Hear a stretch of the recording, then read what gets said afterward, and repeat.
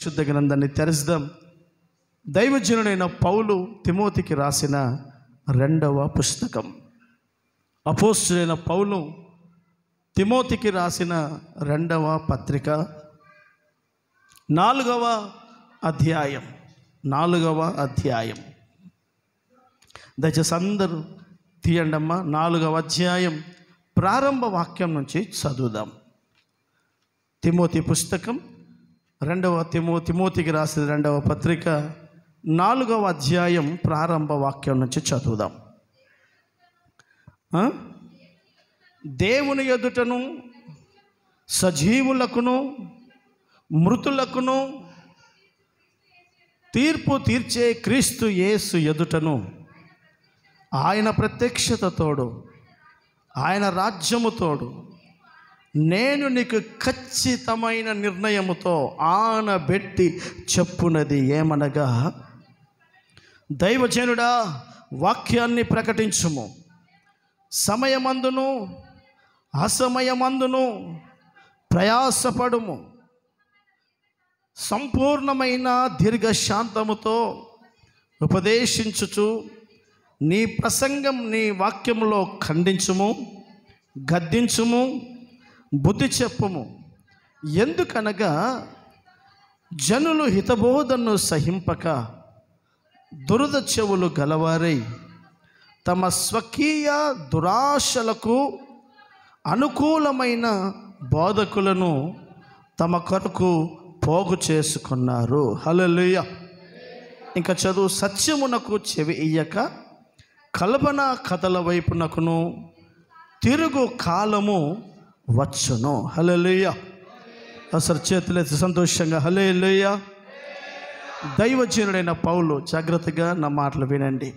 2000 సంవత్సరాల క్రితం దేవుని అభిషేకంతో నిండబడిన దైవజనుడు కాలాన్ని సమయాలను వివేచించి, దేవుని పరిచర్య కూడా రేపు కాలాలను బట్టి ఎలా మారుతుందో, ప్రజల జీవన విధానం ఎలా మారుతుందో ఆత్మలో వివేచించిన అభిషక్తుడు అపోస్తలుడైన పౌలు తన దగ్గర సేవ చేస్తూ రేపు భవిష్యత్తులో తన తర్వాత నాయకత్వాన్ని మోయే అనుభవం కలిగిన తిమోతితో దైవజనుడు అంటాడు, నా కుమారుడా తిమోతి, కాలాలు మారబోతున్నాయి, పరిస్థితులన్నీ మారబోతున్నాయి. ఎలా మారబోతున్నాయి అని అంటే, లోకం మారుతుంది, సంఘం మారుతుంది. బాగా వినండి, నేను మీకు ఎప్పుడు తరచుగా చెప్తాను. పరిశుద్ధ గ్రంథం 3 రకాల ప్రజలకు వర్తమానం ఉంది. ఇందులో 1 ఇశ్రాయేలీలకు, 2 సంఘానికి, 3 అన్యజనానికి. కనుక లేఖనం మనం చదువుతున్నప్పుడు ఇది దేవుడు సంఘానికి రాశాడా, ఇశ్రాయేలు ప్రజల గురించిన వాగ్దానమా, లేకపోతే దేవుణ్ణి ఎరగని ప్రజల గురించి చెప్పబడ్డ మాట మనకు అర్థం కావాలి. దేవుని వాక్యం 3 రకాల ప్రజలకు ఇందులో వర్తమానం ఉంది. దేవుని సన్నిధానంలో లోకంలో మార్పులు జరుగుతాయి, ప్రభు రాకడ దినాల్లో సంఘములో మార్పు జరుగుతుంది. లోకం వేరు, సంఘం వేరు. బాగా వినండి. లోకంలో దేవుని సేవకులు ఆయన దగ్గరకు వచ్చి అడిగారు, ప్రభా నీ రాకడ సమయంలో ఏం జరుగుతాయి? ఇదిగో లోకంలో యుద్ధాలు వస్తాయి, లోకంలో కరువులు వస్తాయి, లోకంలో భయంకరమైన పరిస్థితులు వస్తాయి అని లోకం గురించి చెప్పాడు. మరి సంఘం కాలం మారుతున్నప్పుడు సంఘ వ్యవస్థలో కూడా మార్పు వచ్చేస్తుంది. సంఘంలో ఏం జరుగుతుంది ప్రభు రాకడ గడియల్లో అని అంటే, సంఘం ముందున్నట్టుగా ఉండదు. సంఘ వ్యవస్థలో భ్రష్టత్వం వస్తుంది, సంఘ వ్యవస్థలో కల్పన కథల బోధలు వస్తాయి అని అనేకమైన మార్పుల గురించి చెప్తూ ఒక భయంకరమైన విషయాన్ని కూడా ఇక్కడ గుర్తు చేస్తున్నాడు. ఏంటంటే, దైవజనుడా రాబోయే కాలంలో ప్రజలు ఎలా ఉంటారు అని అంటే, వారికి అనుకూలమైన సేవను, వారికి అనుకూలమైన బోధను వాళ్ళే సెలెక్ట్ చేసుకునే దినాలు వస్తాయి. వాళ్ళు సెలెక్షన్ చేసుకునేది మంచి చెడు కాదు. బాగా వినండి. ప్రజలు చెడును విస్మరించి మంచిని చూజ్ చేసుకుంటారు. మంచి చెడులను గురించిన దైవ జ్ఞానం అధికమవుతుంది అని చెప్పలేదు. దైవజనుడు అంటాడు, రాబోయే తరంలో ప్రజలు ఎలా ఉంటారంటే వారికి నచ్చినట్టుగా ఉండే సేవ కావాలి, వారికి నచ్చినట్టుగా ఉండే సేవకుడు కావాలి, వారికి నచ్చినట్టుగా చెప్పే బోధ కావాలి. దానినే అనుకూలమైన బోధ అని అంటారు. బాగా వినండి, ఇది ఎంత ప్రమాదము అని అంటే పరిశుద్ధ గ్రంథం చెప్తుంది, నేను ఎప్పుడైతే నాకు నచ్చినట్టుగా బ్రతకడం నేను ప్రారంభిస్తానో అది చివరికి నన్ను ఒక పతన స్థాయికే తీసుకెళ్తాది. బైబిల్ చెప్తుంది, ఒకని ఎదుట సరి అయినదిగా కనబడు మార్గం కలదు. వాని దృష్టికి చాలా బ్యూటీగా ఉండొచ్చు, కానీ అది వానికి నచ్చింది, కానీ అది తుదకు ఒక శాపగ్రస్తమైన మరణానికి, నష్టానికి, నాశనానికి తీసుకెళ్తాది. అందుకనే దేవుని వాక్యం అంటుంది, రాబోయే ఒక కాలం ఉంది. ఆ కాలం ఏంటయ్యా ఆ కాలం అని అంటే వారికి కంఫర్ట్, అనుకూలమైన అట్టుగా బ్రతికే జనరేషన్ ఒకటి వస్తుంది. అందులో లోకం గురించి మాట్లాడకుండా దేవుని వాక్యం చెప్తుంది, సంఘం సంఘం సంఘం అంటేనే ప్రభు చిత్తం చేసేది కదా. దైవజనుడు అంటేనే ప్రభు పిలుపు, ప్రభు దర్శనం హృదయంలో పెట్టుకొని సేవ చేసేవాడు కదా. ఇంకా తన ఇష్టం ఏంటి? అపోస్తలుడైన పౌలు అంటాడు, క్రీస్తుతో కూడా నేను అనే నా వ్యక్తిత్వ స్వభావం సిలువ వేయబడింది, ఇక నేను చచ్చాను, ఇక బ్రతుకుతున్నది ఎవరు అని అంటే నాలో క్రీస్తే బ్రతుకుతున్నాడు అని చెప్తున్నాడు. దేవుని వాక్యం మనకు నేర్పే ఒక పాఠం ఏంటి అని అంటే, వాక్యం మనకు నేర్పిస్తుంది అనుకూలత, వారికి నచ్చినట్టుగా ఉండే అనుభవం అనేది చాలా ప్రమాదము. హల్లెలూయా, చదవం గట్టిగా హల్లెలూయా. తోచినట్టుగా ఒక కుటుంబ వ్యవస్థ, భార్యకు ఇష్టమైనట్టు భార్య, భర్తకు తోచినట్టుగా భర్త బ్రతికితే ఆ కుటుంబ వ్యవస్థ సదాకాలం నిలవదు. వారిద్దరూ కుటుంబానికి ఏది క్షేమమో అది చేయాలి, వారి పిల్లలకు ఏది యోగ్యమో అది చేయాలి. ఒక సంఘం, ఒక దైవజనుడు, ఒక దేవుని బిడ్డలు నా ఇష్టం వచ్చినట్టు నేను నిర్ణయాలు తీసుకోవడం, నాకు తోచినట్టుగా, నాకు నచ్చినట్టుగా నేను కాక, మనందరం ప్రభు యొక్క ఉద్దేశం, ప్రభు యొక్క చిత్తం ఎలాగూ చేయాలి, ఆయనకు అనుకూలంగా ఎలాగూ బ్రతకాలో అది మనం ఆలోచించి జీవన విధానం చేయాలి. హల్లెలూయా. నేను నీకు నచ్చినట్టుగా బ్రతకడం కుదరదు, నీవు నాకు నచ్చినట్టుగా బ్రతకడం కుదరదు. 24 గంటలు ఈ తరం ఎలా మారిందని అంటే మనుషులను సాటిస్ఫై చేయాలి. చెప్పండి, ఎవరిని సాటిస్ఫై చేయాలి? మనుషులను సాటిస్ఫై చేయాలి. ఉద్యోగాల కోసం ఒక కాలంలో ఎలా ఉండేది అని అంటే ఉద్యోగంలో ఫిట్నెస్ మెయింటైన్ చేసి, అర్థమవుతుందా, ఫిట్నెస్ మెయింటైన్ చేసి ఎగ్జాములు రాసి ప్రిపరేషన్ అయ్యి ఇదంతా ఎందుకు చేయాలి? బాస్ ఎవడున్నాడో వాని దగ్గరికి వెళ్ళి చక్కగా చేతులు కట్టుకొని ఉదయం వెళ్ళి కూరగాయలు తీసుకుపోయి ఇచ్చేసి మధ్యాహ్నం వెళ్ళి రేషన్ ఇచ్చేసిపోయి వానితో కంఫర్ట్గా మనం ఉండగలిగితే మనకే అన్ని ఉద్యోగ అవకాశాలు ఉంటాయి అనుకునే తరంలో బ్రతుకుతున్నాం. వాళ్ళు కష్టపడే అవసరం లేదు, వాడికి నచ్చేటట్టు, పై వాడికి మెప్పు పొందేటట్టు దాని కొరకు ఎన్ని వేషాలైనా వేయాలి, దాని కొరకు ఎన్ని అబద్ధాలైనా ఆడాలి. అర్థమవుతుందా? వాళ్ళ మనసంతా మనుషులను తృప్తిపరచాలి అంతే. ఈరోజు విశ్వాసులు, సేవకులు చాలామంది ఈ భ్రమలో ఉన్నారు, మనుషులను తృప్తిపరచడం. అందుకే దైవజనుడు పౌలు అంటాడు, నేను మనుషులను సంతోష పెట్టడమే నా సేవ అయితే నేను అందరికంటే భ్రష్టుడని. నేను ఎవరిని తృప్తిపరచాలి? మనం ఎవరి కోసం బ్రతకాలి? ఎవరికి అనుకూలంగా ఉండడానికి ప్రయాసపడాలి? ఈరోజు వ్యవస్థ ఎలా అయిపోయింది? నేను చెప్పినట్టు విను, నీ అన్నీ అర్థమవుతుంది. వాషింగ్ పౌడర్ నిర్మలాగా ఎన్ని మురికైనా మాఫ్, నువ్వెంత గలీజ్ పనులు చేసినా మాఫే. కారణం నువ్వు నేను చెప్పినట్టు వినాలి, నన్ను తృప్తిపరచాలి. ఈరోజు దేవుని సేవ, దేవుని సంఘ వ్యవస్థ ఈ ప్రమాదకరమైన అనుభవాల్లో చిక్కిపోయింది. దైవజనుడు అంటాడు, ఒక కాలం రాబోతుంది. ఈరోజు చాలామంది ప్రజలు ఏం చేస్తారో తెలుసా? దేవుడు చూస్తున్నాడు, దేవుడు మమ్మల్ని గమనిస్తున్నాడు, దేవుడు మమ్మల్ని అనుక్షణం కనిపెడుతున్నాడు. ఎదుగో ఫరో దేశంలో, ఐగుప్తు దేశంలో 13 ఏళ్ళు సేవకుడు లేడు, సంఘము లేదు. ఒంటరిగా ఉన్న ఒక యోసేపు అంటాడు, ఇదిగో తన చెయ్యి పట్టుకున్న ఆ పోతిఫరు భార్య, రేయ్ నాతో తప్పు చేయరా, రేపు నీ లైఫ్ సెట్ చేస్తాను, నేనే ఓనరమ్మని, నా మాట విను అని అంటే, దైవజనుడు యోసేపు అంటాడు, దేవునికి విరోధంగా నేను ఈ తప్పు చేయలేను. ఇప్పుడు బాగా వినండి, దేవుడికి అతనికున్న భావజాలం, అతని భక్తి, అతను నేర్చుకున్న విశ్వాస పరిమాణం ఎలా ఉందో తెలుసా? మా అయ్యగారు చూస్తున్నాడు, మా అమ్మ నాన్న చూస్తున్నారు, రాగో మా విశ్వాసులు అక్కడి నుంచి చూస్తున్నారు. ఇలాంటి ఒక చులకన సంబంధమైన భావజాలంతో పెరిగిన వాడు కాదు. ఈరోజు ప్రజలు మనుషుల ముందు నటిస్తారు. వాళ్ళ భావజాలన్నీ, వాళ్ళ అనుకూలత అంతా ప్రజల కోసమే. మనిషి ముందు మంచిగా నటించాలి, సేవకుల ముందు భక్తిగా నటించాలి, సంఘం ముందు, తల్లిదండ్రుల ముందు నటించాలి. వాళ్ళు చూస్తున్నారన్న భావనే తప్ప అనుక్షణం ఏ సమయంలోనైనా ఏ స్థలంలోనైనా నన్ను చూచే యెహోవా ఎల్రోహి అని పిలువబడుతున్న వాడు నా దేవుడై ఉన్నాడని, నన్ను చూస్తూ నన్ను గమనించేవాడు ఉన్నాడని, నేను ఆయనకు అనుకూలమైనట్టుగా సేవ చేయాలని, విశ్వాస జీవితం చేయాలన్న దైవికమైన విలువలు కోల్పోయిన తరం ఈ తరం. హల్లెలూయా, చపాలి గట్టిగా హల్లెలూయా, హల్లెలూయా.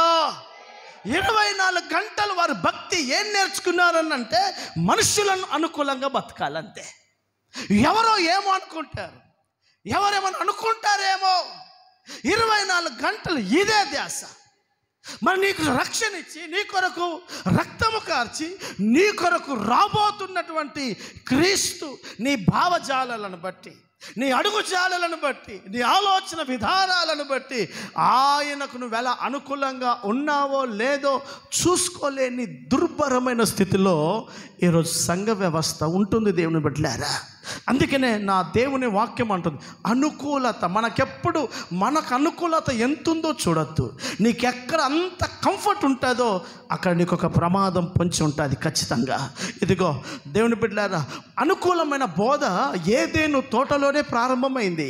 అవ్వను ముందు నిలబెట్టి ఇదిగో కుయుక్తితో బోధ చేస్తున్నాడు సాతానుగాడు. అవ్వా, నువ్వు మామూలు మనిషివి కాదు, నువ్వు కేవలం ఈ ఏదేను తోటలో ఆ పండు ఈ పండు కొరుక్కొని ఎప్పుడో సాయంకాలం పూట దేవుడు వస్తే కొంత సమయం ఆయనతో నీవు ఆయనతో కలిసి మాట్లాడడమే ఇదే జీవితం అనుకుంటున్నావా? కాదు, నేను చెప్పింది విను. ఈ పండు కనుక నువ్వు తింటే దేవుడితో నువ్వు ఎప్పుడెప్పుడో కలుసుకోవడం కాదు, నువ్వే దేవుడు అయిపోతావు, నువ్వే దేవత అయిపోతావు, నీ స్థాయి ఇది కాదు అని ఇదిగో వాళ్ళకు అనుకూలమైన బోధ. దేవుడు తినమన్నాడా? తినొద్దన్నాడా? అది తింటే నష్టం అన్నాడా? అదంతా అట్టి మాట, అదంతా ఇరుకైన బోధ. నేను చెప్తున్నాను విను, అంత సూపర్ ఉంటుంది అన్నాడు. ఆ బోధకు ఎప్పుడైతే అవ్వ తల వచ్చిందో తన జీవితం సర్వస్వం కోల్పోవాల్సి వచ్చింది. అనుకూలమైన బోధ సబ్బు పెట్టే వాళ్ళు ఉంటారా? నువ్వు జారిపడడం పక్క. అర్థమవుతుందా మీకు? కొంతమంది ఉంటారు వాళ్ళ జీవితం అంతా సబ్బు రాకుడే అంటే అర్థమైందంటే ఎప్పుడు నేను దువ్వడమే, మాయ మాటలు చెప్పి, గ్యాస్ కొట్టిన మాటలు చెప్పి. అర్థమవుతుందా? అనుకూలమైన బోధ. అందుకని దైవజనుడైన తిమోతితో అదే పౌలు అంటాడు, నిన్ను కూర్చియు నీ బోధను కూర్చియు చాలా జాగ్రత్త పడు. నీకు అనుకూలమైనట్టుగా బ్రతకడం అలవాటు చేసుకుంటున్నావా? ఒక విశ్వాసిగా, నాకు సేవకుడిగా నాకు నచ్చినట్టుగా జీవన విధానం చేస్తున్నానా, లేకపోతే దేవుని చిత్తం ఏమన్నా చేస్తున్నానా? ఇదొకటి. 2, నీ బోధన గురించి నువ్వేం వింటున్నావు, నిన్ను నీవు సెల్ఫ్గా టీచింగ్ చేసుకుంటున్నావు, నువ్వు ఎవరి మాటలు వింటున్నావు? ఒక విశ్వాసంగా నీ బోధ, వింటున్న బోధ, నీకు చెప్తున్న వారి సజెషన్స్ నువ్వు జాగ్రత్తగా ఆలోచించు. 2, నేను చేస్తున్న బోధ ప్రజలకు మెప్పించే బోధ, ప్రజలకు అనుకూలమైన బోధ, ప్రజలను నా వైపు తిప్పుకునే బోధ, ప్రజలను ప్రలోభాలకు గురి చేసి వాళ్ళ జీవన విధానంలో నేను లాభ ప్రాప్తి పొందే బోధ చేస్తున్నానా? ఇవన్నీ నేను బాగా ఆలోచించుకోవాల్సిన ఘడియలు. కారణం, అనుకూలత ఎక్కడ ఉంటుందో, అనుకూలత కొరకు ఎవడైతే తప్పిస్తూ ఉంటాడో వాడి జీవితం వెనక అదృశ్యమైన శక్తులు పనిచేస్తాయి. హల్లెలూయా. చదవమా హుషారుగా? హల్లెలూయా, హల్లెలూయా. చదవాలా హుషారుగా? హల్లెలూయా. నా బైబుల్ లేఖనం చెప్తుంది, ఒక్క మాట దయచేసి చదువుదాం. రాజుల మొదటి పుస్తకం 14వ అధ్యాయం 8వ వాక్యాన్ని ఒకసారి జాగ్రత్తగా దృష్టి పెట్టండి. మీ బైబుల్ తెరవండి దయచేసి. రాజుల మొదటి గ్రంథం 14వ అధ్యాయం 8వ వాక్యం చదువుదాం. దావీదు సంతతి వారి యొద్ద నుండి రాజ్యమును తీసి నీకిచ్చి ఉన్నను. ఇదిగో ఈ మాట, నా ఆజ్ఞలను గైకొని మనస్ఫూర్తిగా నన్ను అనుసరించి, ఇదిగో ఈ మాట, నా దృష్టికి ఏది అనుకూలమైనదో దానిని మాత్రమే చేసిన నా సేవకుడైన దావీదు చేసినట్టు నువ్వు చేయలేదు. హల్లెలూయా. యరొబాముతో దేవుడు మాట్లాడతాడు, నిన్ను ప్రేమించి నీకు 10 గోత్రాలనిచ్చి ఠికానా లేని నీ జీవితం, సొలొమోను దగ్గర నువ్వు ఒక పనివాడివి. నేను నిన్ను ప్రేమించి ఇశ్రాయేలు ప్రజల మీద నీకు రాజుగా ఉండే అవకాశం ఇచ్చాను. కానీ నువ్వెప్పుడు నీకు అనుకూలత కొరకే ఆలోచిస్తావు. కానీ నా సేవకుడు ఎలాంటి వాడో తెలుసా? దావీదు గురించి దేవుడు సాక్ష్యం చెప్తున్నాడు. నా సేవకుడైన దావీదు నాకు ఏది అనుకూలమో దానినే చేస్తాడు ఆయన. ఈరోజు ఎంతమంది దైవజనులు గుండె మీద చేతేసుకొని చెప్పచ్చు, బంధువుల కోసం, చుట్టాల కోసం, భార్య కోసం, లాభ నష్టాల కోసం ఆలోచించి పరిస్థితులను, నిర్ణయాలను ఇష్టమున్నట్టుగా మార్చే వ్యవస్థలో బ్రతుకుతున్నాం. దేవుని వాక్యం మనకు నేర్పిస్తుంది. నా సేవకుడైన దావీదు ఎలా అంటాడో తెలుసా? తనకు ఏది అనుకూలంగా ఉంటుంది, తనకు ఎంత లాభం, తనకు ఏది క్షేమం కాదు కాదు కాదు కాదు ఆయన ఎప్పుడు ఎలాగో ఆలోచిస్తాడనంటే, నా దృష్టికి ఏది అనుకూలమో దానినే చేస్తాడు ఆయన. నువ్వు అలా చేయలేదు. ఈరోజు ఒక సేవకుడిగా నేను నా దేవునికి అనుకూలంగా సేవ చేస్తున్నానా? దేవుడు ఇవే మన జీవితంలో చూస్తాడు. ఇష్టం ఉన్నట్టుగా నిర్ణయాలు మార్చదు కాదు. యెజబేలు చెప్పగానే యెజబేలు కోసం మాటలు మార్చి పద్ధతులు మార్చిన అహాబులాగా కాదు. ఎవరో నిర్ణయాలు చెప్తే వారికి అనుకూలంగా కాదు చేయాల్సింది. అందుకే దైవజనుడైన ఏలియా కర్మేలు పర్వతం మీద, ఇదిగో సర్వ మానవాళిని కర్మేలు పర్వతం మీదకి తీసుకొచ్చి బయలు ప్రవక్తల ఎదుట, ఆహాబు ఎదుట, యెజబేలు ఎదుట యెహోవా దేవుడని రుజువుపరచడానికి ఆయన చేసిన ప్రయత్నంలో ఆయన ప్రార్థన చేస్తాడు. ఎలా ప్రార్థన చేస్తాడో తెలుసా? ఒక మాట చదవండి. రాజులు 2వ పుస్తకం 20వ అధ్యాయం 3వ వాక్యం ఒకసారి చదువుదాం. రాజులు 2వ పుస్తకం 20వ అధ్యాయం 3వ వాక్యం. యెహోవా యథార్థ హృదయుడనై సత్యముతో నీ సన్నిధిని, ఇదిగో ఈ మాట నీవు నేను చెప్పగలమా? దేవా, యథార్థ హృదయముతో సత్యముతో నీ సముఖంలో నేనెట్లు నడుచుకొంటినో, నీ దృష్టికి అనుకూలముగా సమస్తమైన సేవను నేనెట్లా జరిగించుతినో నీవు ఎరిగిన దేవుడవయ్యా. హల్లెలూయా. చదవమస 2 చేతులెత్తి గట్టిగా హల్లెలూయా. ఈ మాట చాలా బలమైన మాట. ఈ మాట చెప్పడానికి, ఇదిగో ఈ గుండె మీద చేతేసుకొని చెప్పాలంటే చాలా దమ్ము ఉండాలి. అర్థమవుతుందండి? ప్రసంగం గొప్పది కాదు. మన జీవితంలో గుండె మీద చేతేసుకొని ఒక దైవజనుడు ప్రార్థన చేస్తున్నాడు. అగ్ని రావాలి, అగ్ని కందకమును కాల్చాలి, అందరి ఎదుట యెహోవా దేవుడని రుజువుపరచబడాలి. ఇప్పుడు అంటున్నాడు, దేవా పంపిస్తానన్నావు కదా, పంపు అగ్ని అని చెప్పడం లేదు. ఆయన ఎలా ప్రార్థన చేస్తున్నాడు చూడండి. దేవా, నీ సముఖంలో నేను యథార్థంగా సేవ చేస్తున్నానయ్యా. దేవా, నీ సన్నిధిలో నేను సత్యములో బ్రతుకుతున్నాను. అంత మాత్రమే కాదు, నా సేవ అంతటిలో నువ్వు పొమ్మన్న చోటుకి పోతున్నాను, ఉండమన్న చోట ఉంటున్నాను, చెయ్యమన్న పని చేస్తున్నాను. నీకు అనుకూలమైనట్టుగా నేను బ్రతికాను, కానీ నాకెంత ఇబ్బంది అవుతుంది, నేను ఇలా చేస్తే నాకు కష్టం అవుతుంది, ఇలా ఉంటే నాకు ఆశీర్వాదం ఉంటుంది, ఇలా చేస్తే నాకు క్షేమం, నాకు నా భార్య నా పిల్లలకు బాగుంటుంది అని నా క్షేమం నా లాభం నేను ఎప్పుడు ఆలోచించలేదయ్యా. ఎప్పుడు నేను ఎలాగో సేవ చేశాను అని అంటే నీకు అనుకూలమైనట్టుగా ఇదంతా నేను చేసుకుంటూ వచ్చాను. కృపతో ఒక్కసారి నన్ను జ్ఞాపకం చేసుకో. గత 15 ఏళ్ళు నా సేవ, గత 20 ఏళ్ళు నీ విశ్వాస జీవితం ఒకసారి దేవుని కళ్ళ దగ్గర పెట్టి నీవు నేను ప్రార్థన చేస్తూ, ప్రభువా కృపలో నీ దాసుడను, నీ దాసురాలను, నీ బిడ్డను ఒక్కసారి నన్ను జ్ఞాపకం చేసుకో. గత కాలం నీవు నన్ను పిలిచిన ఆ క్షణం మొదలుకొని యేసు నామములో బాప్తిస్మం తీసుకొని ఆ బాప్తిస్మపు తొట్టిలో నీటిలో నేను ప్రమాణం చేసిన ఆ సమయం మొదలుకొని అంత నీకు అనుకూలమైనట్టుగానే నేను సర్వము చేసుకుంటూ ఈడుదాకా వచ్చాను ప్రభువా. చెప్పగలం? ఎన్ని నిర్ణయాలు మార్చేస్తాం మనకు బాగుంటే. వాతావరణం బలకపోతేనే దేవుడు పొమ్మన్న చోటును మార్చిన సేవకులు ఎంతమంది లేరు? ఒక మాట గట్టిగా మాట్లాడితే ఉన్న సంఘాన్ని విడిచిపెట్టి కంఫర్ట్ ఉన్న సంఘాన్ని ఎవడు మనని సంఘానికి వెళ్ళిన విశ్వాసులు ఎంతమంది లేరు? వాళ్ళకి ఏది ఇబ్బంది ఉండొద్దు. ఎందుకు బ్రదర్ అక్కడి నుంచి వచ్చావు? అక్కడ వాతావరణం నాకు పడడం లేదన్నా, నా పిల్లలకు చదువు స్కూల్స్ అందుబాటులో లేవు, ఆ ఏరియా నాకు కంఫర్ట్ లేదు, ఈ ప్రాంతం అయితే నాకు బాగుంటుంది, నేను ఇక్కడ సేవ చేస్తా. ఎవరికి అనుకూలం? ఎవరి కోసం సేవ?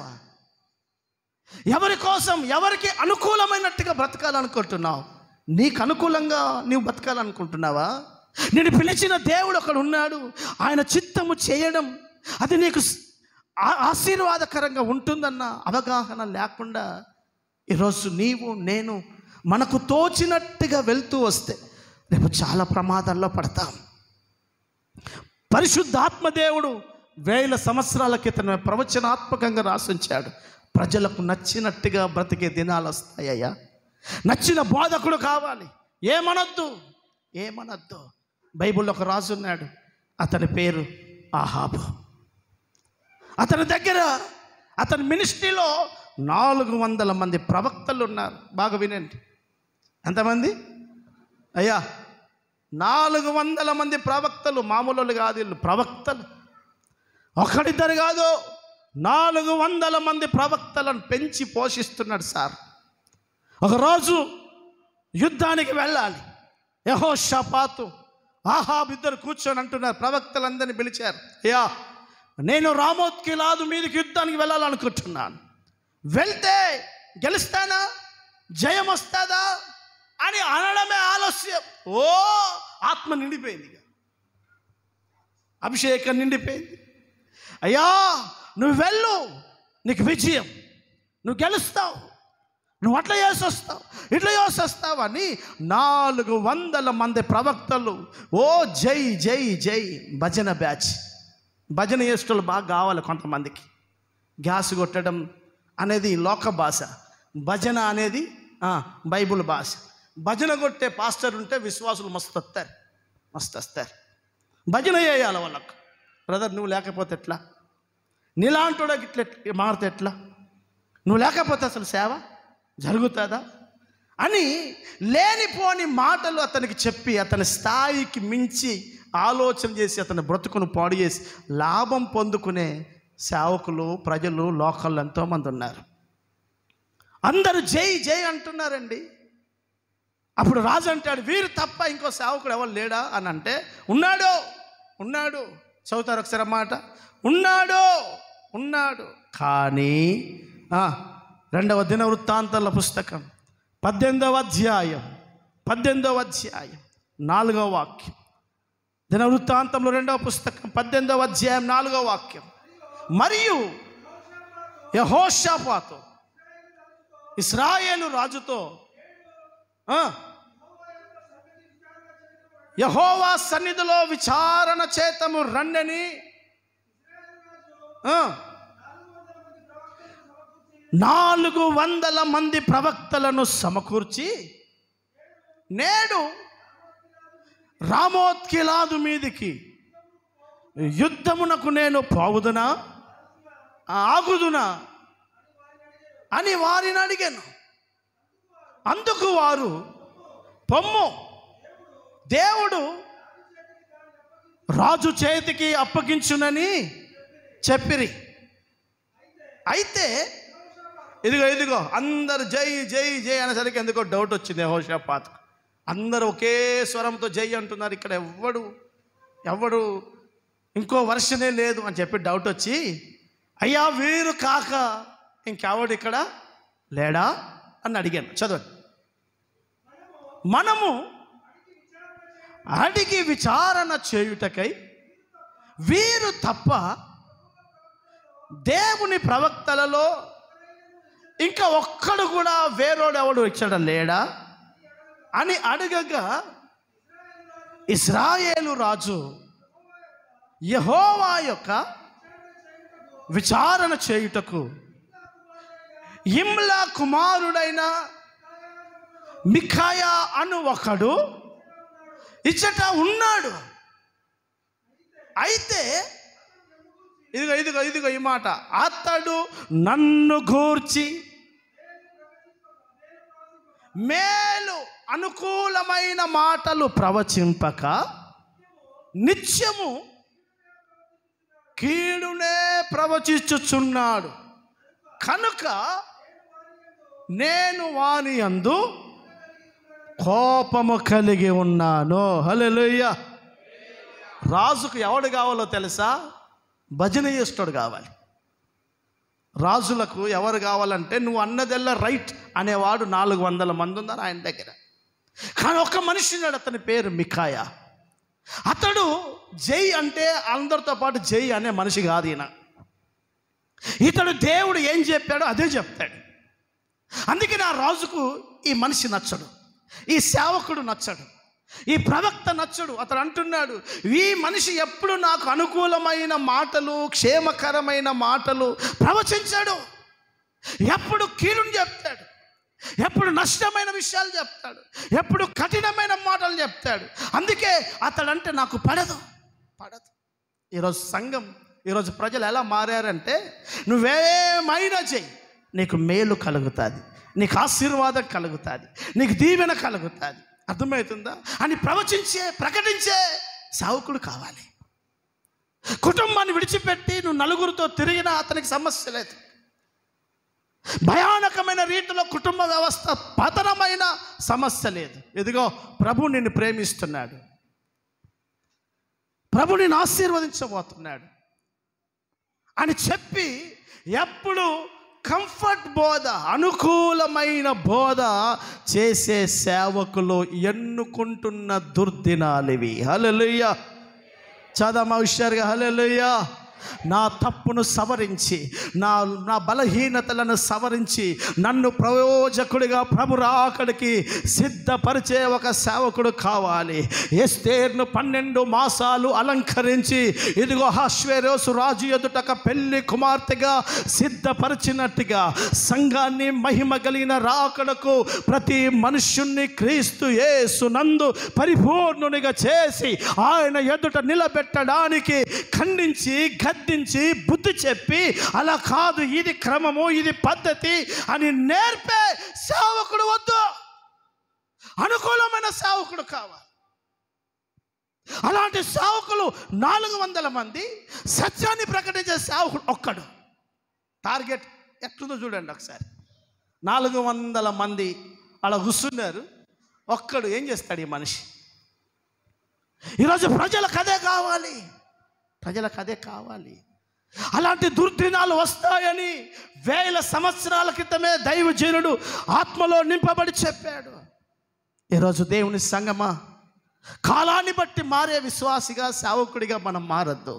కాలాలు మారిన మారని ప్రభువు వలె ఆ మహిమ గెలిన రాకడకు సిద్ధపడుతున్న సంఘముగా మహోత్తరమైనటువంటి దైవ ఉపదేశము కలిగిన ఒక కృప కలిగిన బోధలో, హిత బోధలో అపోస్తుల బోధలో నన్ను మహిమ కలిగిన రాకడకు నిలవబెట్టగలిగే ఒక క్రమశిక్షణ కలిగిన బోధలో మనము ఎదగాలి. హల్లెలూయా. చదవము హల్లెలూయా. దావీదు నాకు అనుకూలంగా ఉన్నట్టు నువ్వు చేయలేదంటున్నాడు యరొబాముతో.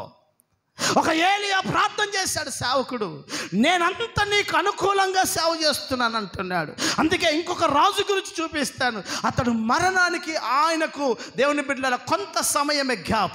ప్రవచనం వచ్చేసింది. ప్రవక్త అయిన యెషయా చెప్పేస్తున్నాడు, రాజా హిజ్కియా నువ్వు త్వరలో చచ్చిపోబోతున్నావు, నీ ఇల్లు నీ కుటుంబ స్థితి సవరించుకో అని చెప్పేశాడు. ఇప్పుడు ఈ వ్యక్తి ప్రార్థన ఎలా చేస్తున్నాడో తెలుసా? ఆ మాట చదువుతారా? యెషయా పుస్తకం 38వ అధ్యాయం మీదుగా మొదటి వాక్యం చదువుతురండి. యెషయా గ్రంథం 38 ప్రారంభ వాక్యం నుంచి. ఆ దినములలో చదవండి బ్రదర్, చదవండి. హిజ్కియాకు మరణకరమైన రోగము కలగగా ప్రవక్త అయిన ఆమోజు కుమారుడైన యెషయా అతని యొద్దకు వచ్చి, ఇదిగో రాజా నువ్వు చచ్చిపోబోతున్నావయ్యా, నువ్వు మరణమవుతున్నావు కనుక నీ ఇల్లును నువ్వు చక్కబెట్టుకోమని యెహోవా సెలవిచ్చుచున్నాడనెను. అతడు తన ముఖము గోడ తట్టు తిప్పి యెహోవా, ఇదిగో సేమ్ ప్రార్థన. ఏలియా ఎట్లా ప్రార్థన చేశాడో ఈ మనిషి అలాగే ప్రార్థన చేస్తున్నాడు. దేవా, నీ దృష్టికి యథార్థ హృదయుడనై సత్యముతో నీ సన్నిధిలో నేనెట్లు నడుచుకొంటినో నీ దృష్టికి అనుకూలముగా సమస్తము నేనెట్లు నా జీవన విధానము చేస్తున్నో ఒక్కసారి జ్ఞాపకం చేసుకో. హల్లెలూయా. చవాలిస్తారుగా హల్లెలూయా.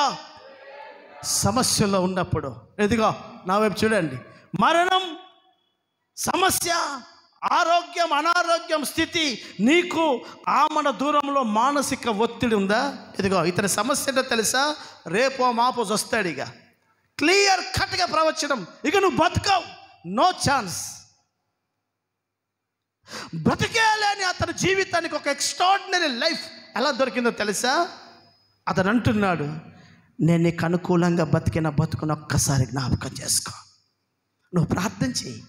నీ కుటుంబ సమస్యలు, నీ ఆర్థిక సమస్యలు, నీ కుటుంబంలో ఉన్న ఆ భయానకమైన ఒత్తిడిలో నువ్వు ప్రభు దగ్గర ఈ ప్రార్థన చేయగలవా? ప్రభువా, గతించిన కాలం అంతా నేను నీ సన్నిధిలో నిండు మనసుతో నేను నీకు అనుకూలంగా నువ్వు చెప్పినట్టే నీకు నచ్చినట్టే నేను బతికాను కదా, ఎందుకు నాకు ఈ సమస్య?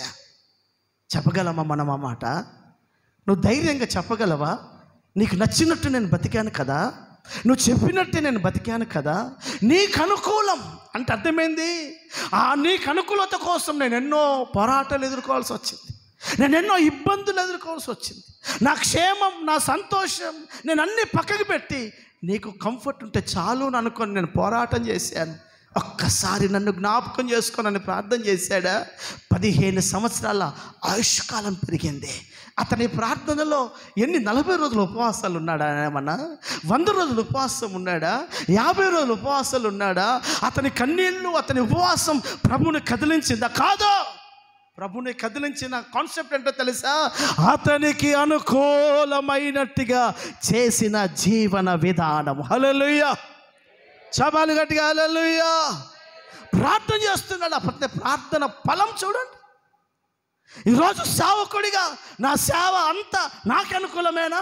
నా బోధ, నా మాట, లేకపోతే దేవుని వైపు తిప్పే ప్రాసెస్సా?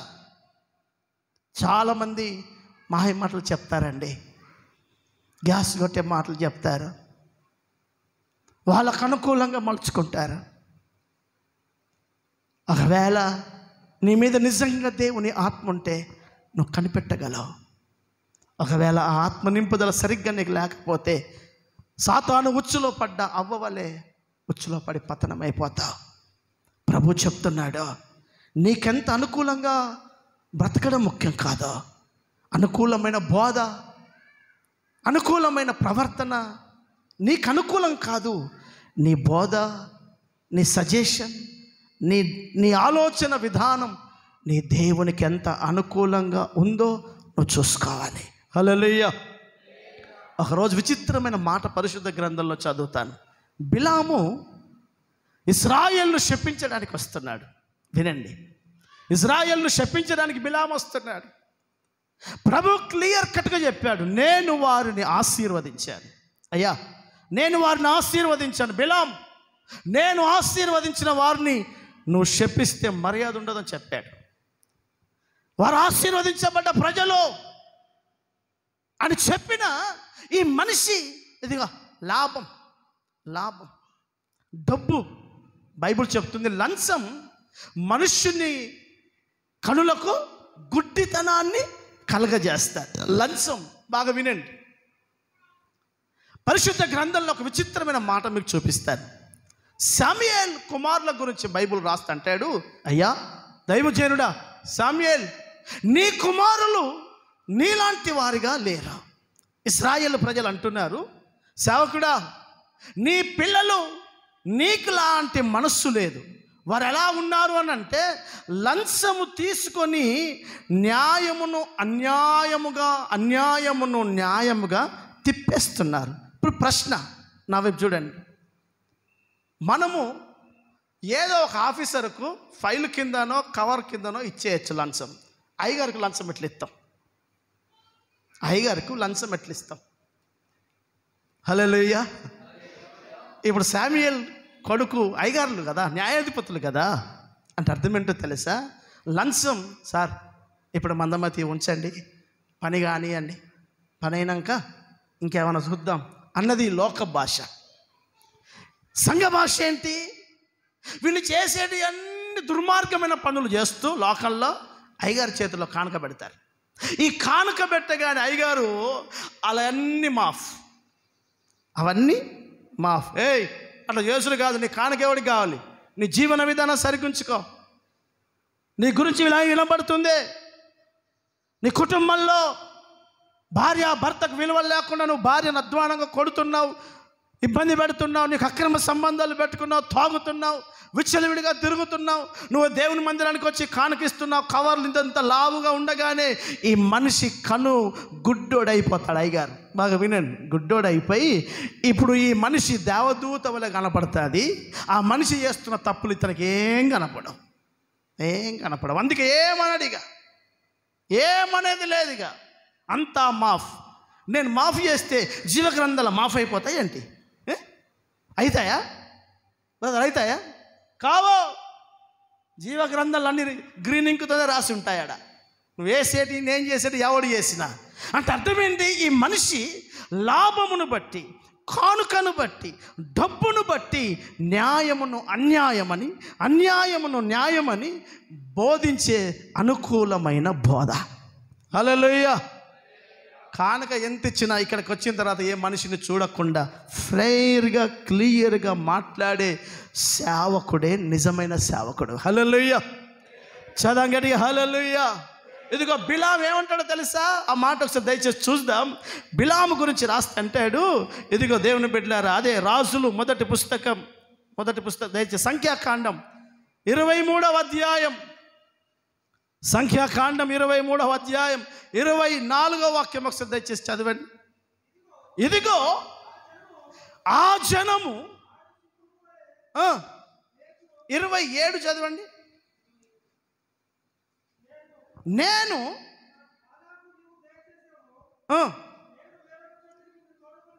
నేను వేరొక చోటికి నిన్ను తోడుకొని పోవదును, అక్కడ నుండి నా నిమిత్తము నీవు ఇశ్రాయేలు ప్రజలను శపించుటకు దేవుని దృష్టికి ఒకవేళ అనుకూలంగా ఉంటుందేమో. ఏంటండి? దేవుని దృష్టికి ఒక మనిషిని శపించడం అనుకూలమా? ఇదేంటి? స్థలాలు మారినంత మాత్రాన దేవుడు ఈ స్థలంలో దీవెన చెప్పు, ఆ స్థలంలోకి వెళ్ళి శాపవచనం చెప్పు అని చెప్పలేదే. బాలాకు బిలాముతో అంటున్నాడు, వేరొక స్థలం తీసుకెళ్తాను పద, అక్కడి నుంచి నిలబడి నీ ప్రజలను శపించు, ఇది దేవునికి అనుకూలంగా ఉంటుందేమో. ఎవడు చెప్పాడు దేవునికి అనుకూలంగా ఉండేది? దేవుని ప్రజలను శపించడం, దేవుని ప్రజలను శపించడం. చాలామందికి వారికి అనుకూలంగా లేకపోతే ఏమైనా శపిస్తారు. అర్థమవుతుందా? నన్ను కూడా చెప్పించారు, అట్లా నన్ను కూడా చెప్పించారు. ఎవరు? అయ్యగారులే చెప్పించారు. నేను అవన్నీ లెక్క పెట్టాను. నాకు తెలుసు పరిశుద్ధ గ్రంథపు యొక్క విలువలు దేవుడు నాకు నేర్పాడు. హల్లెలూయా.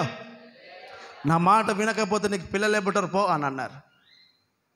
దేవుడు నాకు అద్భుతమైన పిల్లల్ని ఇచ్చాడు. ఎందుకు చెప్తున్నానంటే దైవజనుల మాట వినడం 100% అవసరం. బట్ వాళ్ళకు అనుకూలంగా ఉన్నప్పుడు ఒకలాగా, అనుకూలంగా లేకపోతే శపిస్తానంటే కుదరదు. హల్లెలూయా. నేను సేవకుడను. నేను మిమ్మల్ని నా వైపు తిప్పుకునే సేవ చేసేవాడిని కాదు. నేను నా వైపు తిరిగి నేను చెప్పినట్టు వినకుండా నా వెంబడి భజన చేయండి అని చెప్పితే రేపు మీరు ప్రభు రాకడకు నిలబడరా. మిమ్మల్ని అందరినీ యేసు వైపు తిప్పాలి. హల్లెలూయా. మిమ్మల్ని అందరినీ ప్రభు వైపు తిప్పాలి. దైవజనుడు మొట్టమొదటి ప్రసంగికుడు, కొత్త నిబంధన మొట్టమొదటి సేవకుడు ఎవరో తెలుసా? బాప్తిసం ఇచ్చి యోహానా. చెప్పండి ఎవరు? బాప్తిసం ఇచ్చి యోహాను. మొట్టమొదటి ప్రసంగం, మొట్టమొదటి బాప్తిస్మాలు స్టార్ట్ చేసిన వాడు. అతడు అంటున్నాడు, ఇదిగో పరిపూర్ణుడైన వాడు వచ్చాడు, అతడు హెచ్చింపబడాలి, నేను తగ్గించబడాలి. నేను తగ్గాలి, ఆయన హెచ్చించబడాలి. సేవలో దేవుని మహిమ కలిగిన కార్యంలో మన ప్రభు కనపరచబడాలి. మానవుడు కనపరచబడకూడదు. మానవుని స్థానంలోనే ఉండాలి, దేవుడు దేవుని స్థానంలోనే ఉండాలి. హల్లెలూయా.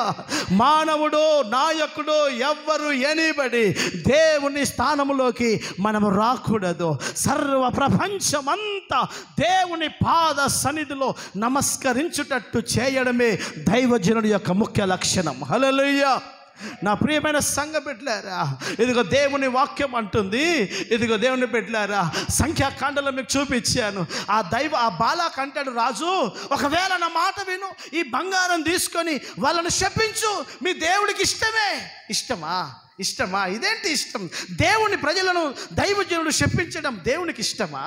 దేవుని ప్రజలు పాడు పని చేస్తే కట్టడానికి ప్రయాసపడు, ఎంత వీలైతే అంత కట్టడానికి క్రమశిక్షణకు ప్రయాసపడు తప్ప నాశనాన్ని కోరద్దు. హల్లెలూయా.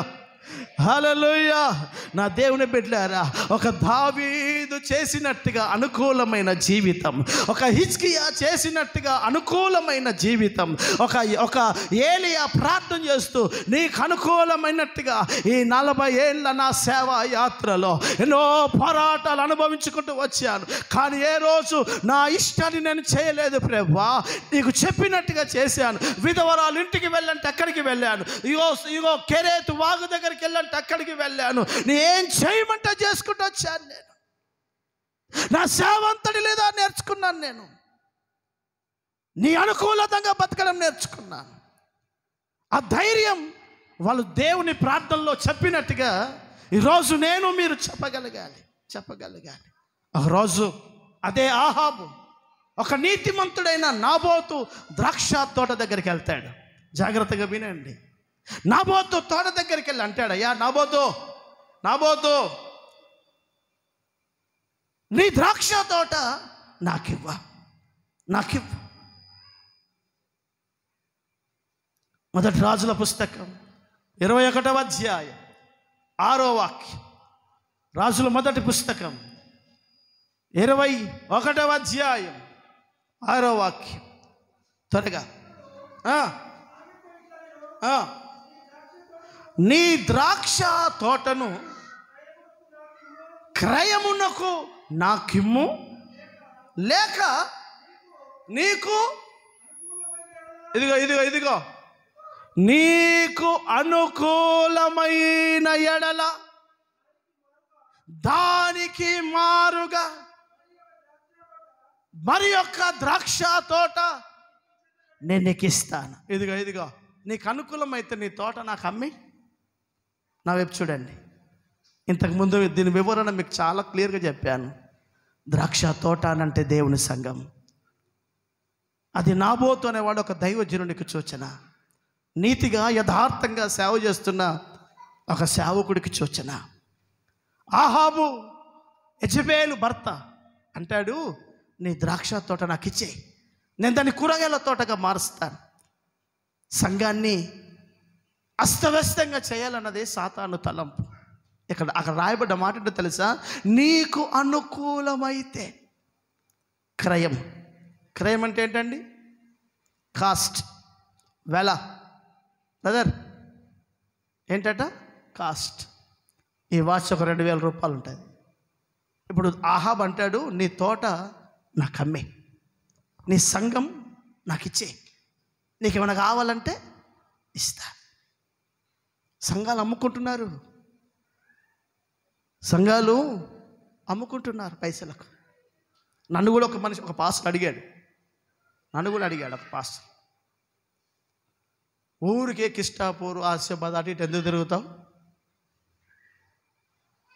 ఒకరోజు అప్పుడు నేను సైకిల్ మీద వెళ్తున్న దినాలు, బాగా అలసిపోయి,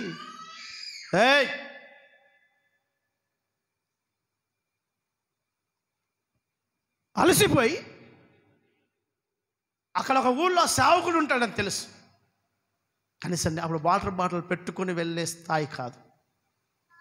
నీళ్ళు తాగుదామని చెప్పి ఆ ఇంటికి వెళ్ళాను. పాస్టర్ గారు నీళ్ళు ఇచ్చారు, చాయ్ ఇచ్చారు. పాస్టర్ గారు, ఈ సైకిల్ మీద ఈ ప్రయాణాలు ఎందుకు, అక్కడ ఎంతమంది ఉంటారని అన్నాడు. ఒక 20 మంది ఉంటారని. 20 మంది కోసం పేదోళ్ళు, ప్రజలు ఎందుకు అంత దూరం? నా మాటేను, నీకు 2 లక్షల రూపాయలు ఇస్తాను, విశ్వాసులను నాకు ఇచ్చేసి, ఆ స్థలం నాకు ఇచ్చేసి. ఎవడు దేన్ని బేరమాడుతున్నాడు? హల్లెలూయా. చదమగటిగా హల్లెలూయా, చపలుష్యరిగా హల్లెలూయా. అయ్యా ఇట్లా కూడా ఆడతారా అని అంటే ఎంతమంది చూపించాలి మీకు? నేను ఆడిన వాడినే కాదు, అమ్మిన వాడిని కూడా తెలుసు నాకు. బిడ్డలకు కట్నాల మీద సంఘాలు ఇచ్చిన సేవకులను కూడా తెలుసు నాకు. హల్లెలూయా. ఎందుకు ఇంత స్ట్రైట్గా నేను చెప్పుతున్నాను అని అంటే, అనుకూలంగా బతికే జనాంగం. హల్లెలూయా. చబలుషర్గా హల్లెలూయా. ఇదిగో నాకు పాప లేదు, పాపకు పెళ్ళి చేయాలంటే ఒక తండ్రిగా పాప కోసం ఖర్చులు పెట్టాలి. వాడేమైనా ఆశపడితే నా సంపాదించి ఆయనకి ఇయ్యాలి. కానీ కట్టిన సంఘాన్ని అమ్మడానికి వీలు లేదు. ఎలా ఇస్తావు? ఎవరికి ఇస్తావు? నాకు తెలిసిన ఒక గొప్ప దైవజనుడు ఉన్నాడు. నా చిన్నతనంలోనే, అంటే నేను కొత్తగా బాప్తిసం తీసుకున్న 20 ఏళ్ళ క్రితమే అతను ఒక ఇంటర్నేషనల్ స్పీకర్. మన తెలంగాణలోనే 20 ఏళ్ళ క్రితం ఒక పెద్ద స్పీకర్, 9 కృపా వరాలు కలిగిన సేవకుడు ఆయన. ఆ కాలంలోనే ఒక్కసారి కాంగ్రిగేషన్ 10,000 20,000 మంది చర్చిలో కూర్చునేవారు. చాలా అద్భుతమైన సేవ చేశాడు. కాలం అతనికి ఉన్న ఒకే ఒక బిడ్డ, పెళ్ళయింది, పెళ్ళి చేశారు. పెళ్ళి చేసిన తర్వాత ఇప్పుడు అల్లుడికి సంఘం కావాలి. సంఘం, అల్లుడు ఎక్కడి నుంచి వచ్చాడు? ఆయనకి సంఘం లేదు. సంఘం లేకపోతే సంఘాన్ని కట్టాలి. ఏం చేయాలి? సంఘాన్ని కట్టాలి. ఆయనకున్న బ్రాంచీలలో ఒక మంచి బ్రాంచ్, ఒక 200 మంది ఉన్న సంఘాన్ని చూసి ఆ పాస్టర్తో అన్నాడు, బ్రదర్ నువ్వు వేరే ఊరికి వెళ్ళు, నా బిడ్డను నా అల్లుడిని ఆడికి పంపిస్తా అని అన్నాడు. అంటే అల్లుడికి 20 ఏళ్ళ నుంచి కష్టపడ్డ సేవకుడు సేవ కావాలి. ఈ సేవకుడు మళ్ళీ 20 ఏళ్ళకి మళ్ళీ వెళ్ళి ఏడన్నా సేవ స్టార్ట్ చేయాలి. ఆయన అన్నాడు, అయ్యా ఇది పద్ధతి కాదు, ఇది క్రమం కాదు అని అన్నాడు. లేదు కావాలని గొడవైంది. నమ్మండి, ఈరోజు ఆ అయ్యగారు మందిరంలో 50 మంది ఉండరు, 50. నేను చూసినప్పుడు 20,000 మంది. ఈరోజు 50 మంది లేరు. కారణం ఏంటో తెలుసా? ద్రాక్ష తోటను అమ్మడానికి నువ్వెవడు? నాబోతు ఏమంటాడు తెలుసా? ఇది నా పితరుల ఆస్తి, నాది కాదు, నా తాతలు తండ్రుల నుంచి వస్తుంది. ఇది సేవ, సంఘం నాది కాదు, నేను అమ్మడానికి నా ఓన్ ప్రాపర్టీ కాదు. ఇది కట్నాలు ఇచ్చేటట్లు అయిపోయింది, కానుకల కింద లెక్క అయిపోయింది. ఒక సంఘం ఇస్తాను రాసుకో. రాజులకు బాగా అలవాటు కదా, రాజుల చరిత్రలో మాట్లాడితే ఏం కావాలి అడుగు, రాజ్యంలో సగమైన ఇస్తా. ఇది ప్రతి రాజు చెప్పే డైలాగే. రాజ్యం అంతా ఈడిది అయినట్టు, రాజ్యంలో సగమైన ఇస్తా. అద్భుతమని చెప్పమంటావా? ఎవ్వడు ఇప్పటి వరకు చరిత్రలో అడగలే. అసలు అడిగితే బాగుండి సగం ఇస్తారో లేదో తెలిసేది. ఇప్పుడు అయ్యగారులు అడుగు, నాకు 100 సంఘాలు ఉన్నాయి, 20 సంఘాలు ఉన్నాయి, ఒక సంఘం ఇచ్చేస్తా. ఎవడితో అది ఎవడు సొమ్ము చేయడానికి. హల్లెలూయా.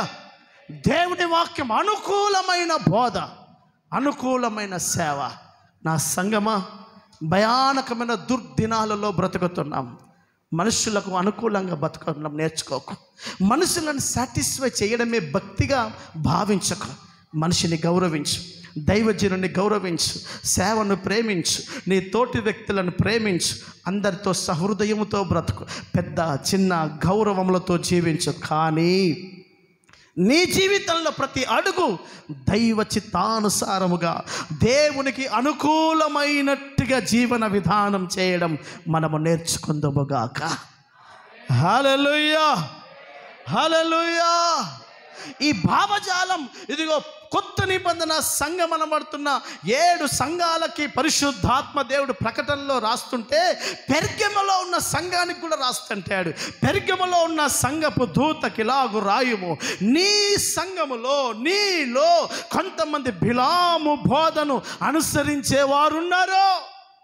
ఏంటి వాళ్ళ బోధ, వాళ్ళ జీవన విధానం అని అంటే, వాళ్ళకు మానవుని తృప్తిపరచడం, బాలాకును తృప్తిపరచడానికి దైవ చిత్తానికి విరుద్ధంగా అడుగులు వేసిన బిలాము వలె 24 గంటలు ఎవరినో తృప్తిపరచాలి, వాడిని సాటిస్ఫై చేయడానికి దైవ చిత్తాన్ని, దేవుని చిత్తాన్ని పణంగా పెట్టినటువంటి జీవన విధానం కలుగుతున్న దినాలలో మనం బ్రతుకుతున్నాం.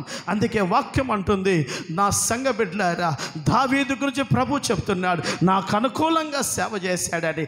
ఏలియా ధైర్యంతో ప్రార్థన చేస్తున్నాడు, నేను నీకు అనుకూలంగా సేవ చేశానని. ఒక హిజ్కియా ప్రార్థన చేస్తే అంటాడు, నీకు అనుకూలమే నా విశ్వాస జీవితం చేశానని. ఈరోజు ఈ కడవరి కాలంలో మనమంతా ఆయన అనుకూలంగా బ్రతుకుతున్నామా అన్నది ప్రశ్న.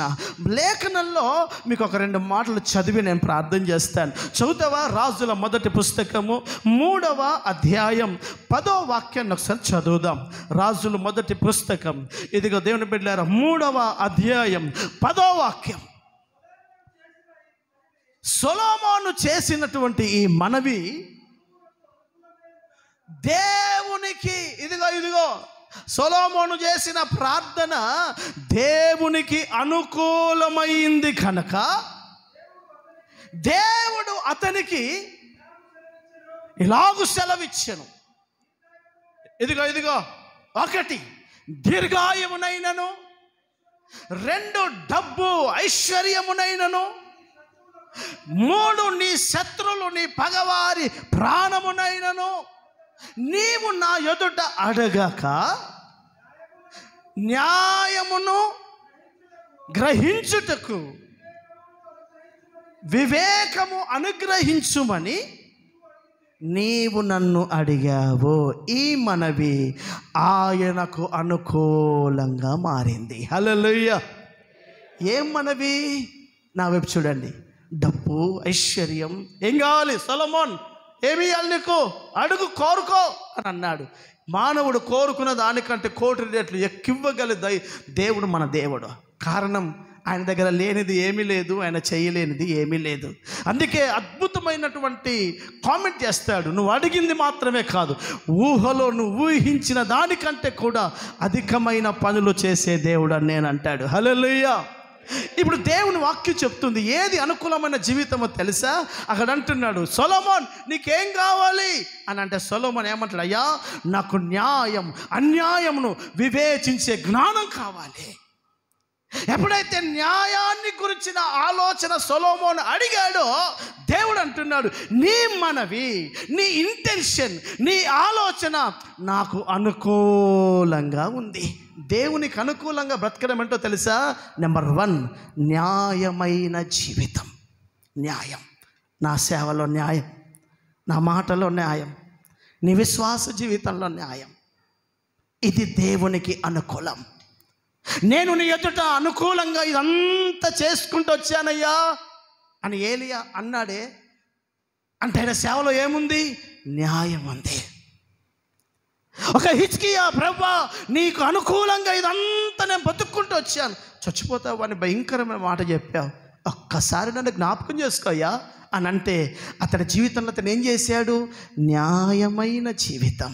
దేవుడు అంటున్నాడు, న్యాయమంగా బతకడం కోరాడు కనుక ఆ మనవి ఆయనకు అనుకూలంగా మారింది. ఏది అనుకూలం తెలుసా?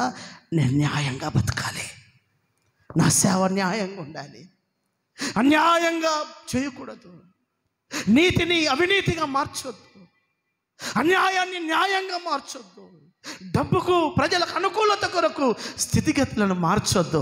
నా సేవలో, నా మాటలో, నా పద్ధతులలో న్యాయం ఉండాలి. హల్లెలూయా. చదవమా హుషారుగా? హల్లెలూయా.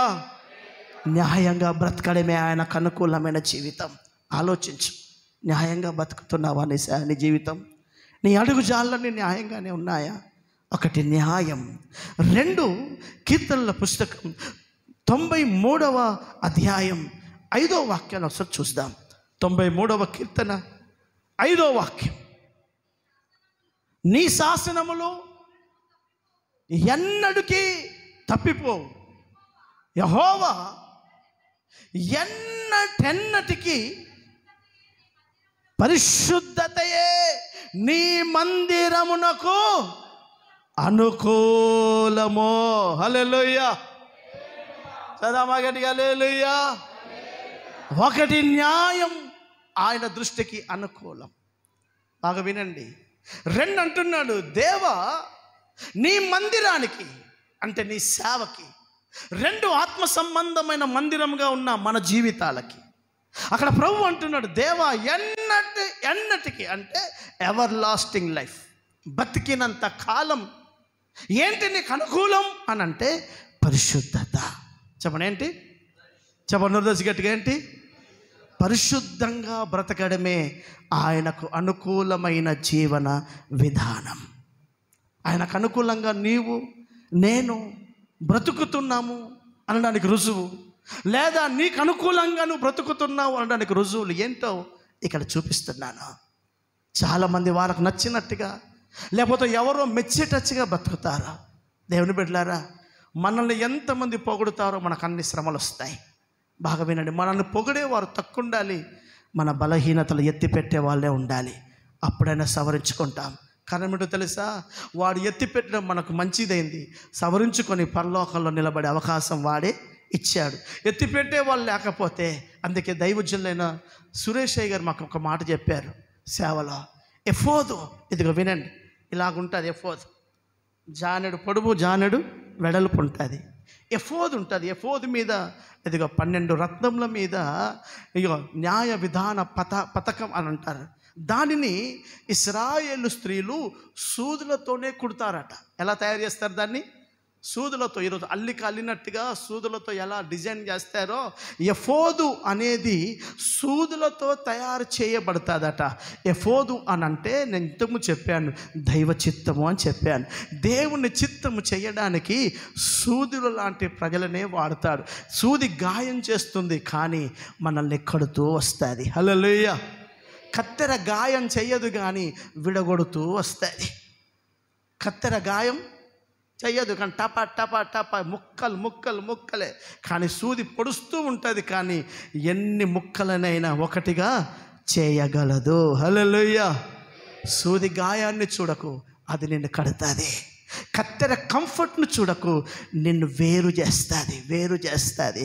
అందుకే లేఖనం అంటుంది, దేవా పరిశుద్ధతయే నీ మందిరానికి, నీ విశ్వాసికి, నీ సేవకుడికి ఎన్నటికి అది నీకు అనుకూలమైనది. హల్లెలూయా.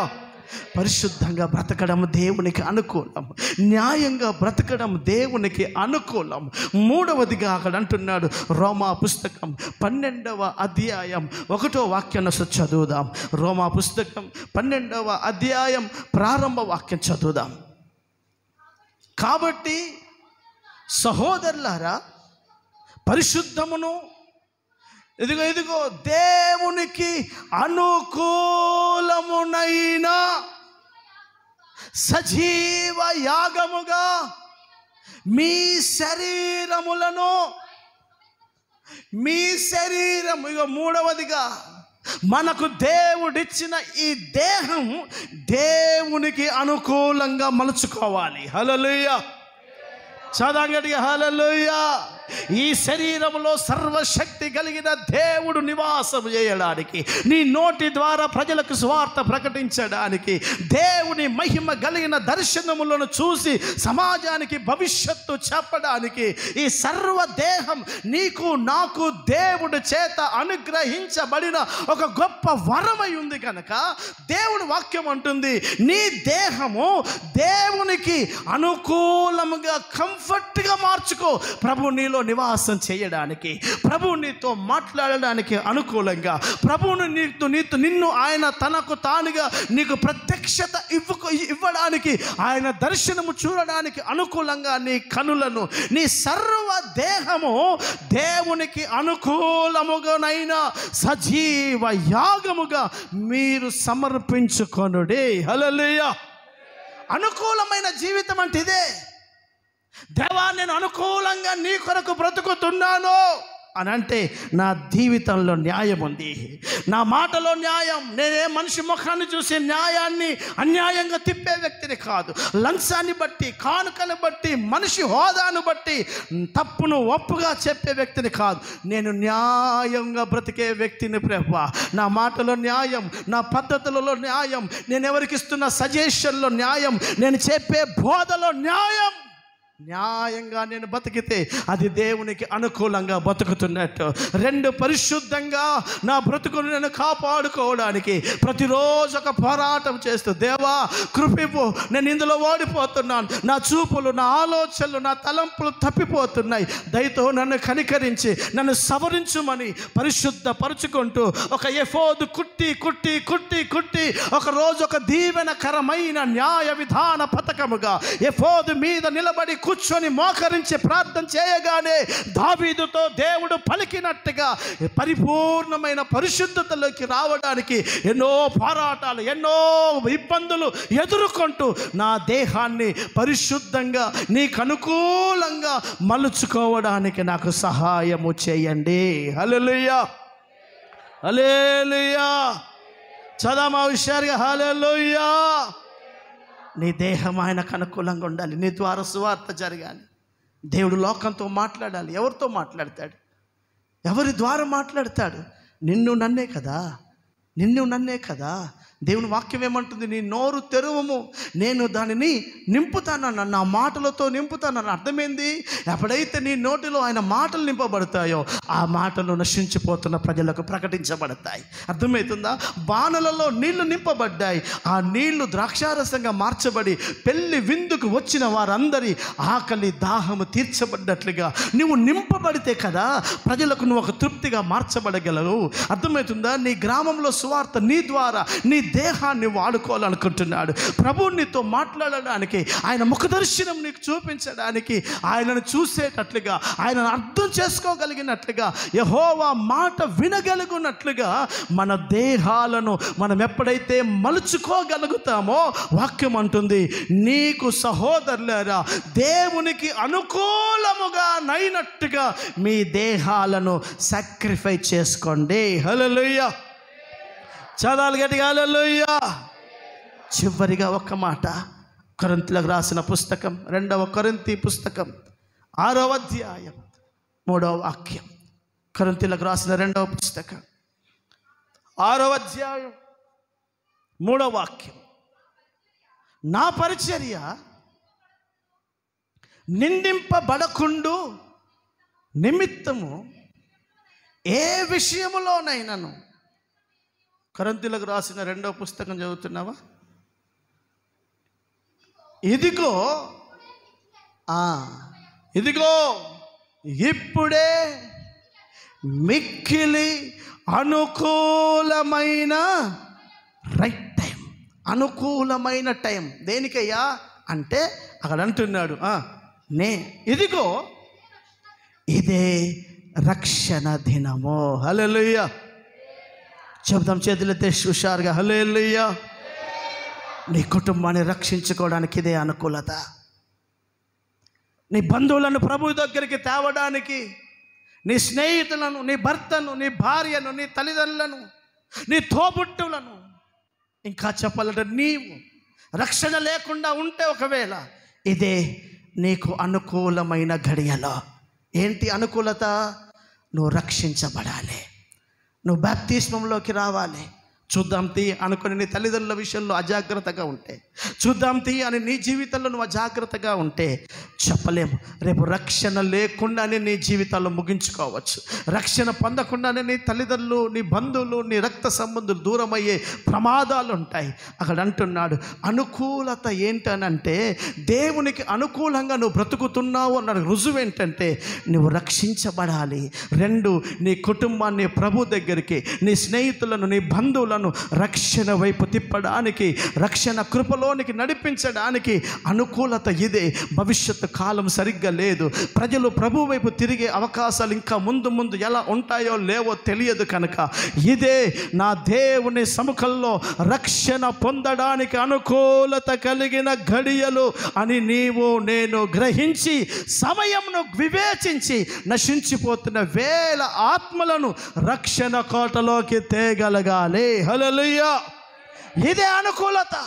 నువ్వు ఆయనకు అనుకూలంగా బ్రతుకుతున్నావు అని అంటే నీ రక్షణను గురించిన అవగాహన ఏది నీకు? చాలామందికి రక్షణ పొందుకోరు. ఏంటని నాకు అర్థం కాదు. రక్షణ పొందడానికి నీకు వయసుతో పని లేదు. రక్షణ పొందడానికి ఏం కావాలో తెలుసా? నీకు పాప క్షమాపణ కావాలి, పాపం గురించిన అవగాహన ఉండాలి, దేవుడు అంటే ఏంటో నీకు తెలియాలి. ఒక్క క్షణం, ఒక అర్ధ గంటలో తెలుసుకున్నాడు పాప క్షమాపణ అంటే ఏంటి, రక్షణ అంటే ఏంటో తెలుసుకున్నాడు. ఆ యొక్క నపుంసకుడు అంటాడు నాకు త్వరగా బాప్తిసం ఇచ్చేసే అని అంటాడు.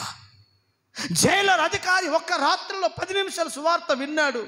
విన్న తర్వాత అక్కడ అంటాడు బాప్తిసం తీసుకున్నాను. ఆయన కుటుంబకులు పౌలు ద్వారా రక్షించబడ్డారు. దేనికి ఆలస్యం చేసినా రక్షణకు ఆలస్యం చేయకూడదు. హల్లెలూయా. ఇంతకుముందు చెప్పాను, ప్రాణానికి నీకు అంత పెద్ద గ్యాప్ ఏం లేదు. అపాయాలు మానవుడు జీవితానికి పెద్ద డిస్టెన్స్ ఏం లేదు. నాకు 20 ఏళ్ళే కదా, 30 ఏళ్ళే కదా, పెళ్ళైన తర్వాత తీసుకుంటాను, మా నాన్న ఇంకా 50 ఏళ్ళే కదా, ఇంకో 20 ఏళ్ళు బత్తడితి నెమ్మది తెస్తాము. కాదు. అనుకూలత ఇప్పుడు ఎలా ఉందో రేపు ఎలా ఉంటుందో తెలియదు. కనుక దేవుని వాక్యం చెప్తుంది ప్రజలకు అనుకూలంగా కాదు, పరిస్థితులకు అనుకూలంగా కాదు, లోకమంతా మారిపోతుంది. లోకం వెళ్ళినట్టుగా సంఘం అనుకూలంగా మారుతుంది. వారికి కంఫర్ట్ ఇవ్వాలి. జై అంటే జై అనాలి. అప్పుడే సేవకుడికి అన్నం దొరుకుతుంది. నువ్వేం చేసినా శబాష్ అనాలి. అయ్యగారికి పూలదండలు దొరుకుతాయి. ఖచ్చితంగా చెప్తే ఎవడు పట్టించుకోడు. తిడతారు, విమర్శిస్తారు, మందిరానికి రారు. అయితే ఒక అదృశ్యమైన జనం ఉంది, ముత్యాల లాంటి జనాలు ఉంటాయి. వారే ఉపదేశపు విలువలు గుర్తెరిగి తమకు అనుకూలంగా కాదు దైవ చిత్తము చేయాలని, ఇదిగో మేము మెస్సయ్యను కనుగొన్నాం అని ఆంద్రయ్య పరిగెత్తినట్టుగా, ఒక నతానియేలు మెస్సయ్య దగ్గరికి పరిగెత్తుకొని వచ్చినట్టుగా దైవ చిత్తం, దేవునికి అనుకూలంగా బ్రతకడానికి పరితపించే ఒక గుంపు ఉంటుంది. ఆ గుంపు కొరకే నా ప్రభు త్వరగా రాబోతున్నాడు. హల్లెలూయా, హల్లెలూయా. ఈరోజు సంగమా, ఒక దైవజనుడిగా నేను నా బోధ ఎలా ఉంది, నా పద్ధతులు ఎలా ఉన్నాయి, నా సజెషన్స్ ఎలా ఉన్నాయి, నాకు అనుకూలమా, నా కంఫర్టా, నా లాభమా, ప్రభు చిత్తమా, నేనుగా పరీక్షించుకోవాలి.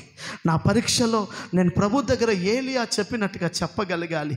నీవు సెలవిచ్చినట్టుగా నీకు అనుకూలమైనదే నేను చేస్తూ వస్తున్నానని నేను చెప్పగలిగితే దేవుని బిడ్డలారా, ప్రభు రాకడలో నేను నిలబడే అవకాశాలు ఉన్నాయి. లేకపోతే ప్రజలకు అనుకూలంగా, ఎవరికో అనుకూలంగా బ్రతకడానికి ఇష్టపడ్డట్టుగా బ్రతికితే కష్టం. వారందరూ స్వకీయమైన ఆలోచనల చొప్పున, దురాశల చొప్పున అనుకూలమైన బోధకులను ఏర్పరచుకునే దుర్దినాలు. వారికి అలాంటి సజెస్ట్ చెప్పేవారు ఉండాలి. బాగా తాగొచ్చిన తర్వాత ఎందుకులా తాగుతున్నావు, కుటుంబాన్ని పాడు చేసుకుంటున్నావు అనేవాడు ఉంటాడికి నచ్చదు. పాపం వీడి భార్య, వీడి కుటుంబం, వీడి బాధలు, ఆడు తాగుతున్నాడు, వాడు అసలు ఇల్లు విడిచిపెట్టిపోవాలా అని అంటే ఆడికి సూపర్ ఉంటుంది. ఇంకా సూపర్ ఉంటుంది గ్యాస్ కొడితే, ఇంకా 4 పవ్వలు తాగడానికి. అర్థమవుతుందండి? అర్థమవుతుంది. తప్పుకు వదాసు పలికేవాడు కావాలి. అలాంటి కంఫర్ట్ బోధ అవసరం. ఆశపడుతున్న దినాలు ఇవి. ఏమనద్దు. అలా ఏమనకుండా ఉన్నంత కాలం ఒకరోజు పతనం వాడి జీవితంలో పోతుంది. అర్థమవుతుందండి? దేవుని వాక్యం చెప్తుంది, 400 ప్రవక్తలు జై అనడం తప్ప దర్శనం లేదు వాళ్ళకి. అందరికీ జై అనడం నేర్చుకున్నారు, దైవ చిత్తం తెలియదు. జై అంటే చాలు ప్రజలు వస్తారు. నువ్వు చేసింది రైట్ అంటే చాలు ప్రజలు వస్తారు. 4 పిల్లలను చేసుకున్నాను, సంఘ పెద్దగా చేస్తానంటే లక్ష రూపాయలు కానుక ఇస్తాడు. ఎందుకు ఇయ్యాడు? వానికి జై అనాలంతే.